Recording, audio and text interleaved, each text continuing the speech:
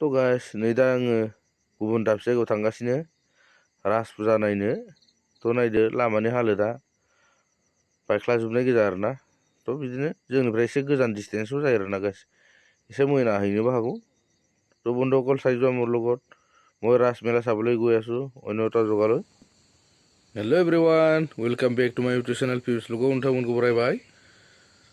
তো সকলোকে নমস্কাৰ বন্ধুসকল, আজি মই ৰাস চাবলৈ গৈ আছোঁ। फिन खनसेबाव आङो राग नायनो थांगासिनो गाइस। बिराद गिदिर राग जायो आरोना गाइस, बहुत डाঙৰ राग হয় আমাৰ ইয়াত। মই চাবলৈ গৈ আছোঁ আৰু নেক্সট তোমালোকক আৰু দেখাবলৈ যিমান পাৰোঁ মই চেষ্টা কৰিম आरो आं जेसेबांखिनि हायो नोंथांमोननो देखायनो नाजागोन। थ' आंनि भिडिअ'आव इन्टारेस्टेड दंब्ला थ'दो आंजों लोगोसे। थ' नायदो नै गेटनि डेक'रेसनखौ बेसे बरिया साजायदों बिथांमोना, समायना रमायना। नायदो नै बा बेसे मोजां नायनो। नायदो मानसिफ्राबो गाइस बेसे बुरजा जादों, होंगो दोंगो मानसिफोरनि भिर। नायदो गेटखौ बिराद मोजां नुयो, हराव जिलिक जालाक लाइट होनायजों। नैबे राबन आरोना गाइस, राबन। थ' नै नायदो जिबौबो दं, श्री कृष्ण दं लोगोसे। बिराद मोजां मोजां बानायनो रोङो। नैबे बयन फुफि ना मा होनोलै बिसिना हारसायाव, बयन फुफि।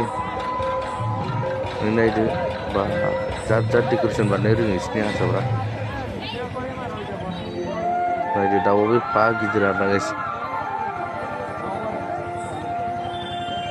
नायदो समायना रमायना मुर्तिबो फिसा फिसा बानायदों बिथांमोना। दाख्लैनि रडजों एखे नङा दै गाइस, दाख्लैनि रडआ एसे गोमो टाइपमोन, नै दाना बेलेग जाबाय। नायदो गरायबो माथामलाय।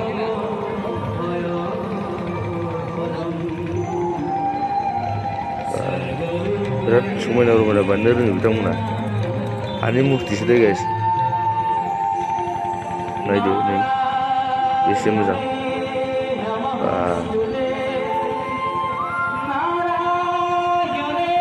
हनैखौनो नायदो दावराय, मै,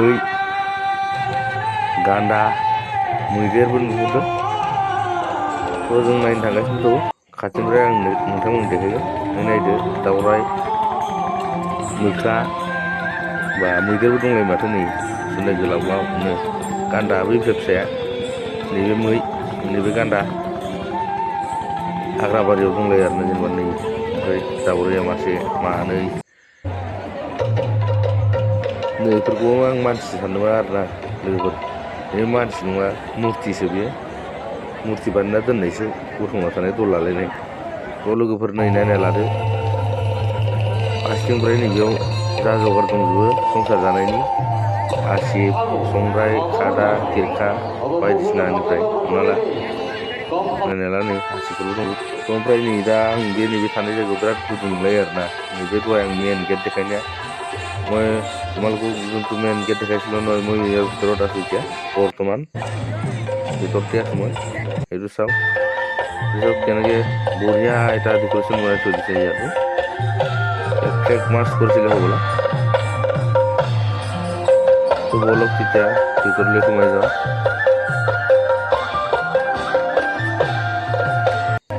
চাওঁচোন বাৰু এপাক কেনেকৈ ডান্স কৰিছে, নৃত্য নাটিকা হৈ আছে এইফালে। তো চাওক মানুহবিলাক কেনেকৈ ভিৰ লাগি আছে চাবলৈ। এফালৰ পৰা চাওক ইফালে, বহুত মানুহ হৈছে, বহুত মানুহ। মুঠতে 1 লাখতকৈ অধিক মানুহ হৈছে ইয়াত, বহুত মানুহ। প্ৰত্যেক বছৰে ইয়াত তেনেকৈ মানুহ হয়েই প্ৰায়ভাগে। তো চাওক ইফালে চাওক কেনেকৈ মানুহ। ভিডিঅ' ৰেকৰ্ড কৰাকেইটা ৰেকৰ্ড কৰি আছে, চেল্ফি লোৱাকেইটা চেল্ফি লৈ আছে। কেনেকৈ ভিৰ লাগি আছে।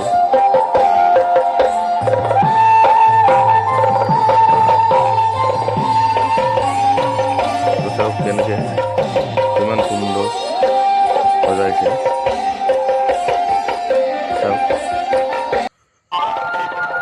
বহুত সুন্দৰ, বহুত সুন্দৰ, অতি সুন্দৰ। তো চাওক মানুহকেইটা।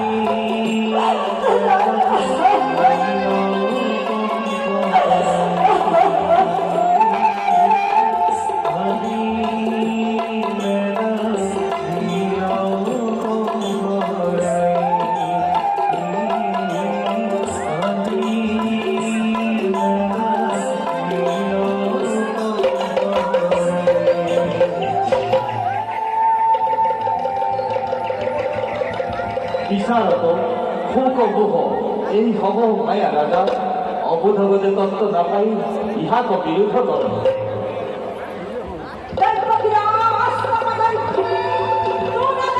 হেতু পুত্রর নামাকরণের মুহূর্তে এক আনন্দ উৎসবর প্রয়োজন হে প্রাণপ্রিয়ে তবু উচিত অবসন্ন কর ওই বার্তার হারি ওইয়ে বার্তাধারী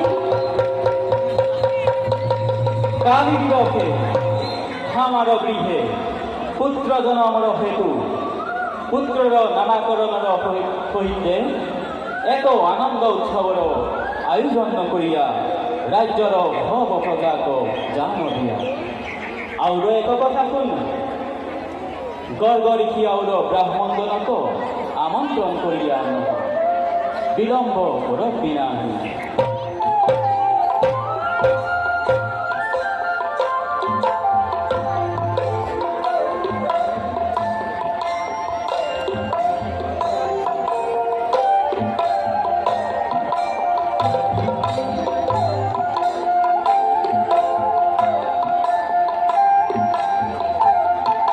আহে প্রজাগণ এক রাজবার্তা পুণ্য বিদ্যকালে আমার নন্দরাজার এক পুত্র মিলল সেই হেতু কালী দিবসে এক আনন্দ উৎসবর আয়োজন করিয়াছিল রাজ্যর ব্রাহ্মণগণক মুখ্য করি বৃদ্ধ যুবা শিশু কন্যা কমা খুড়া লেঙেরা বেঙেরা গোবা কলা সবাক নিমন্ত্রণ দিয়ল তোরা হবে রাজার গৃহে গইয়া ভালো মতে খাইয়া নাচি বাগি ভালো মতে আনন্দ করিয়া ফিরিয়া ফিরি